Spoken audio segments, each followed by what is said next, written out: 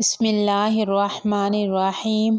अस्सलामु अलैकुम वरहमतुल्लाहि वबरकातुहू। हज़रत आयशा रज़ी अल्लाह तआला अन्हा से रवायत है कि रसूलुल्लाह सल्लल्लाहु अलैहि वसल्लम एक दिन उनके पास आए। उस वक़्त एक औरत मेरे पास बैठी थी। आप सल्लल्लाहु अलैहि वसल्लम ने दरियाफ्त फरमाया, ये कौन है? मैंने अर्ज़ किया, फलां औरत, और उसकी नमाज के इश्तियाक और पाबंदी का जिक्र किया। आप सल्लल्लाहु अलैहि वसल्लम ने फरमाया, ठहर जाओ, सुन लो कि तुम पर इतना अमल वाजिब है जितने अमल की तुम्हारे अंदर ताकत है। अल्लाह की कसम, सवाब देने से अल्लाह नहीं उकताता, मगर तुम अमल करते करते उकता जाओगे। और अल्लाह को दीन का वही अमल ज्यादा पसंद है जिसकी हमेशा पाबंदी की जा सके और इंसान बगैर उकताए उसे इंजाम दे। अगर आपको मेरी वीडियो अच्छी लगी हो तो लाइक करके और सदका जारिया समझ कर शेयर कर दें। जज़ाकुमुल्लाहु खैरन व अहसनल जज़ाए फिद्दारिन।